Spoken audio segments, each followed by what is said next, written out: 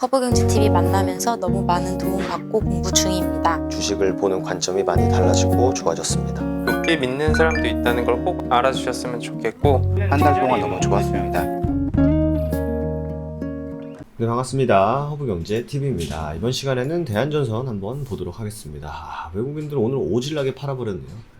공매도도 열심히 쳤던 것 같은데 어쨌든 오늘 시장이 뭐 전반적으로 많이 좀 밀리는 시장이었습니다. 그래서 오늘은 왜 이렇게 밀렸는지, 이번 주에는 어떤 이슈가 있는지에 대한 내용, 그리고 오늘 올라간 종목들은 왜 이런 시장에서도 잘 올라갔는지, 관련주는 뭐가 있는지, 이런 부분들을 3분에서 5분 정도 되는 영상을 통해서 매일매일 장마감 후에 보내드리고 있습니다.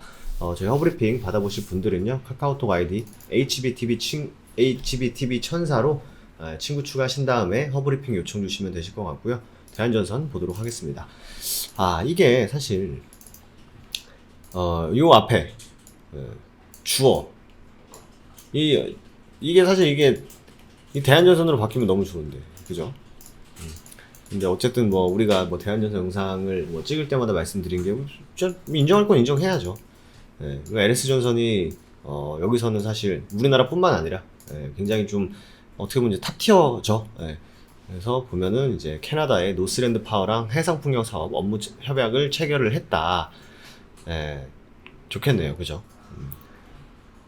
근데 뭐 대한전선 따라가는 입장이니까 또 잘할 수 있겠죠. 그리고 서울 면적 3배 풍력단지로 서해가 뒤덮여지냐라는 부분입니다. 근데 잡음이 끊이지 않고 있다. 무려 15곳의 업체가 풍력단지 조성을 위해서 입지조사를 벌이고 있다 라고 하는데, 서울시 면적의 3배라고 합니다. 근데 이거는 어쨌든 여기 보시면은 풍황 계측기를 설치를 하는 것은 어쨌든 간에 이제 해상풍력 발전기 설치에 앞서서 이걸 하는 거기 때문에 이게 선제 조건이 돼야 이것도 할 수 있는 거죠. 그렇게 또 보시면 될 것 같습니다. 해상풍력 발전 사업은 여기 나오죠. 현 정부의 역점 사업 중 하나다. 근데 사실 효율은, 그러니까 원전이랑 비교를 저번에 했었죠. 효율은 많이 안 나오는데 비용은 한 5배 더 들어가는. 완전히 이거는 뭐 사실 뭐 기업 입장에서는 이제 어떤 좋은 아이디어 없니? 그래서 좋은 아이디어 여기 있습니다. 그래서 아이디어를 제시를 했는데 다만 다른 거랑 비교했을 때요, 돈은 한 5배 들어가는데 에너지 효율이 한 10분의 1 정도 나옵니다. 하면 바로 너는 도대체 회사에 무슨 생각을 가지고 일을 하고 있니? 라는 얘기가 들릴 수밖에 없죠. 사실. 여러분들이 생각해 보세요. 여러분들이 사업체를 운영하는데 원래 잘 돌아가던 게 있어요. 그거보다 새로운 걸 뭐 더 해보자 했는데 돈은 5배 들어가고 효율은 10분의 1이다. 안 하겠죠. 그렇기 때문에 필요한 게 뭐였다라고 말씀드렸었죠. 정부의 지원이었다 라고 말씀을 드렸던 것 같습니다. 2050년까지 태양광 풍력 재생에너지를 현재 10배 수준으로 늘리는 기존 시나리오를 확정한 것이다. 근데 여기서 필요한 건 뭐라고 말씀드렸었죠? 구체화가 없다. 사실 구체적인 게 필요하다. 우리나라 백신, 치료제에 뭐 투자해주겠다, 도와주겠다라고 해도요, 구체적이지가 않아요, 사실. 그래서 뭐 우리나라 뭐 그게 늦어지는 건지는 뭐 잘 모르겠습니다만, 어쨌든 보시면 정부가 강한 의지로 밀어붙이는 사업이다 보니까 마구잡이식 허가가 나고 있는 상황이다. 그리고 해상풍이 가장 중요한 게 뭐였죠? 그 인근 주민들, 주민들이 뭐 그렇게 안 좋아한다라고 하면은 막 설득해야 되고 이런 것도 시간이 굉장히 많이 걸리고, 사업 타당성도 체크하는데도 굉장히 시간이 오래 걸린다. 그죠? 그런 상황입니다. 쉽지 않다. 하지만 뭐 냉정히 보면은 주식시장이 뭐 이렇게 뭐 정상적으로 쉽지 않으니까 주가는 안 올라가고, 좋은 거니까 주가는 올라가고, 그런 경우는 뭐 물론 있습니다만 그거랑 또 상관없이 올라가는 경우도 있잖아요. 그렇기 때문에 뭐 꼭 그렇게 돼야 된다라는 건 아니지만 주식시장에서는 별의별 일이 다 일어나기 때문에 너무 뭔가 이렇게 안 된다, 이건 좀 쉽지 않을 거다라고 하더라도 너무 그렇게 막 안 좋아할 필요는 없다 보시면 될 것 같습니다. 왜냐하면 이미 뭐 시장에서라든지 뭐 세계의 분위기가 친환경으로 가고 있는 거는 명확하고, 그리고 친환경 안에 해상풍력이 있는 것도 명확하고, 그리고 뭐 대한전선 같은 경우는 이미 세 개의 부지로 좁혀진 것도 팩트고, 그리고 지금보다는 나중이 훨씬 더 기대되는 기업이고, 그리고 예전의 영광을 되찾기 위해서 지금 뭐다? 비행기가 날기 전에 뭘 하고 있다라고 말씀드렸었죠. 활주로를 뛰어가고 있다라고 말씀을 드렸었죠. 그렇게 보시면 될 것 같습니다. 한국 남동 발전은 마찬가지로 해상풍력 사업 적극 추진.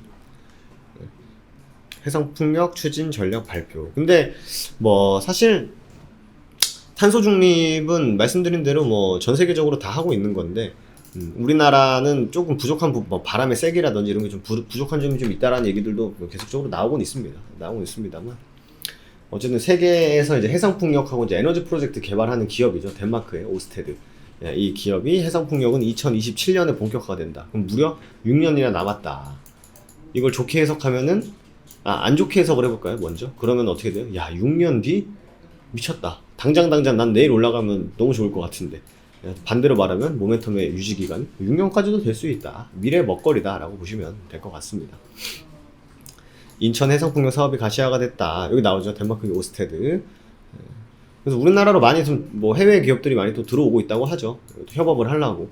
근데 여기 이제 대한전선이 돼야 되는데 사실 뭐 LS전선 쪽으로 얘기들만 나오니까 조금은 아쉬운 그런 상황이다라고 좀 보여집니다.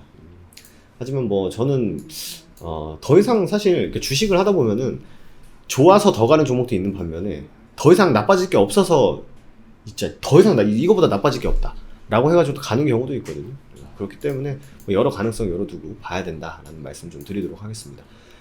일단 뭐 오늘은 뭐 전반적으로 시장 자체가 밀렸고 특히나 코스피 쪽이 지수 자체가 1.2%까지 밀렸기 때문에 코스피에 속해 있는 대한전선이 안 밀리고 배길 수가 있겠습니까? 그래서 외국인들 기관들 많이 던졌는데 특히나 외국인들이 엄청나게 많이 던졌다. 이 역시 뭐였다? 공매도였다.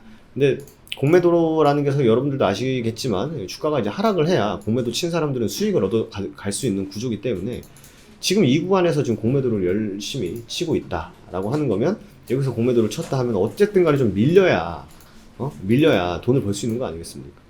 그럼 어디까지 밀릴지 만약에 밀린다면 그 다음에 또 이제 공매도를 쳤기 때문에 상환을 또 해야겠죠. 그 상환은 어디서 나오는지 그거를 중점적으로 체크를 해야 된다라고 보시면 될 것 같습니다. 당장 이슈가 없으면 아무래도 수급적인 영향을 많이 받을 수 있기 때문에 이 부분을 면밀히 살피면서 대응을 해야 된다라는 말씀 드리도록 하겠습니다. 저희가 또 이벤트는 끝났기 때문에 여러분들 편하게 저희 또 홈페이지 오셔가지고 서두에 말씀드렸던 오늘 하루를 마무리하는 브리핑 꼭 받아보시면 좋을 것 같아요. 도움 많이 되시게끔 열심히 찍고 있으니까 카카오톡 아이디 HBTV1004로 친구 추가를 하신 다음에 아이디를 추가하신 다음에요. 친구 추가하시고 하우리핑 요청 드립니다 라고 남겨주시면 저희가 매일매일 장 마감 후에 보내드리고 있습니다. 하우리핑 꼭 받아보시고 저는 또 다음 대한전선 시간에 인사드리도록 하겠습니다. 감사합니다.